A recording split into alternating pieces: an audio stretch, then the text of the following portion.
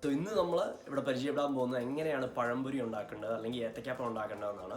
വൈകുന്നേരം ഒരു 4 മണിയൊക്കെ ആകുമ്പോൾ ചായയുടെ കൂടെ നല്ല കോമ്പിനേഷനാണ്. ചായക്കടയിലൊക്കെ പോയാൽ ഏത്തക്കാപ്പം ഇങ്ങനെ വറുത്ത് വെച്ചിരിക്കുന്ന കാണാം.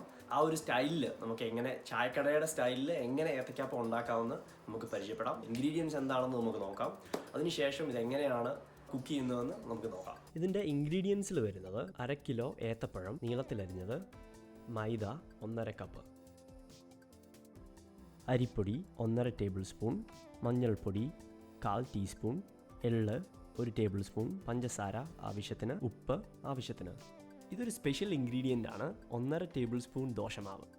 ഓക്കെ, സോ നമുക്കിനിയും ഇതിൻ്റെ ബാറ്റർ പ്രിപ്പയർ ചെയ്യാം. അതിനായിട്ട് ഏറ്റവും ആദ്യം മൈദ, അതിനുശേഷം ഇളം ചൂടുവെള്ളവും നമുക്ക് അങ്ങോട്ട് മിക്സ് ചെയ്യാം. ഈ ബൗളിൽ നമുക്ക് ഇത് രണ്ടും കൂടെ നല്ലതായിട്ടൊന്ന് മിക്സ് ചെയ്യാം. ആദ്യം ഇളം ചൂടുവെള്ളം പയ്യെ ഒഴിച്ചു കൊടുക്കുക, അതിനിടയിൽ അതൊന്ന് ഇളക്കി കൊടുക്കുക. ഇനി നമുക്ക് അരിപ്പൊടി ആഡ് ചെയ്യാം. അരിപ്പൊടി ആഡ് ചെയ്യുന്നത് ഏത്തക്കാപ്പം നല്ല ക്രിസ്പി ആയിട്ട് കിട്ടാനാണ്. ഇതൊന്ന് ആഡ് ചെയ്തിട്ട് നമുക്കൊന്ന് മിക്സ് ചെയ്ത് കൊടുക്കാം. മിക്സ് ചെയ്യുമ്പോൾ നമ്മൾ പയ്യെ കട്ട കെട്ടാതെ സൂക്ഷിച്ച് ചെയ്യേണ്ടതാണ്. ഇനി നമുക്ക് സ്പെഷ്യൽ ഇൻഗ്രീഡിയൻ്റ് ആഡ് ചെയ്യാം. ഇത് ദോശമാവാണ്. ഇത് ആഡ് ചെയ്യുന്നത് ശരിക്കും നമ്മുടെ ഏത്തക്കാപ്പം നല്ല പഫി ആയിട്ട് കിട്ടാനാണ്. അതിനുശേഷം അതിൻ്റെ കൂടെ നമുക്ക് ഇച്ചിരി വെള്ളം കൂടെ ആഡ് ചെയ്ത് കൊടുക്കാം. വെള്ളം ആഡ് ചെയ്തതിന് ശേഷം നല്ലതായിട്ട് മിക്സ് ചെയ്യുക.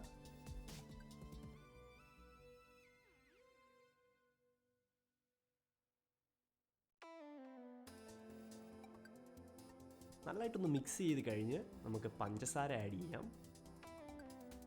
സോ പഞ്ചസാര നമുക്ക് ആവശ്യത്തിന് ഉപയോഗിക്കാവുന്നതാണ്.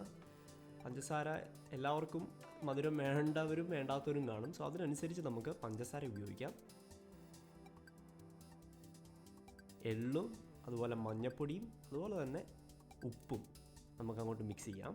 അതിനുശേഷം ഇത് നല്ലതായിട്ട് കുറച്ച് നേരം ഒന്ന് മിക്സ് ചെയ്യണം. നമ്മൾ മഞ്ഞൾപ്പൊടി ആഡ് ചെയ്യുന്നത് ഇതിനൊരു കളർ കിട്ടാനായിട്ടാണ്. മിക്സ് ചെയ്യുമ്പം ഓർക്കണം, നല്ലതായിട്ട് ഇതെല്ലാം ഒന്ന് ഈവനായിട്ട് മിക്സ് ആവണം. ഇത് നല്ലതായിട്ടൊന്ന് മിക്സ് ചെയ്ത് കഴിഞ്ഞ് നമുക്കിത് എടുത്തൊന്ന് മാറ്റി വെക്കാം. 6 മണിക്കൂർ ഇതൊന്ന് മാറ്റി വെച്ച് കഴിഞ്ഞാൽ ഇതിൻ്റെ അകത്തെ മാവ് നല്ലതായിട്ടൊന്ന് പൊങ്ങി വരും. രാവിലെ നമ്മൾ കലക്കി വെച്ച മാവാണിത്. ഇതിപ്പോൾ ഈ ഒരു പരുവായി. ഇതിൻ്റെ അകത്തോട്ടാണ് നമ്മൾ ആദ്യം ഏത്തക്ക ഇടുന്നത്. അതിനുശേഷം നേരെ ഉറക്കാൻ എണ്ണയിലോട്ടിടും.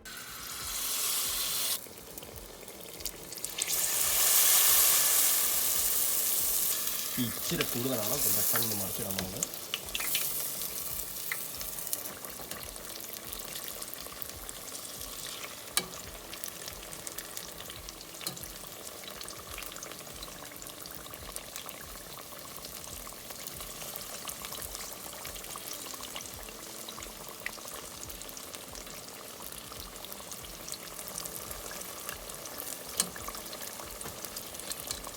സോ ഈ ഒരു കളർ ആകുമ്പോഴത്തേന് നമുക്ക് ഏത്തക്കാപ്പം എടുക്കാവുന്നതാണ്. ഇതെടുത്ത് നമുക്ക് മാറ്റി വെക്കാം.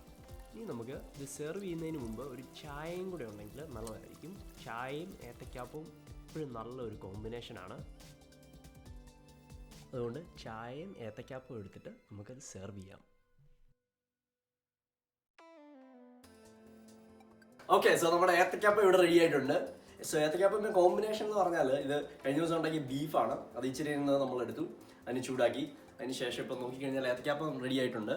ഇനി ഏത്തക്കാപ്പത്തിൻ്റെ കൂടെ ബീഫും ഇതും നമുക്കൊരു പിടി പിടിക്കാം. ഈ ഏത്തക്കാപ്പം അങ്ങോട്ട് എടുത്തിട്ട് ഒരു ബീഫ് അതിൻ്റെ നടുക്കോട്ട് വെച്ചിട്ട് തേങ്ങാക്കുത്തും കൂടെ വെച്ചിട്ട് ഒരു പിടി അങ്ങോട്ട് പിടിച്ചാലേ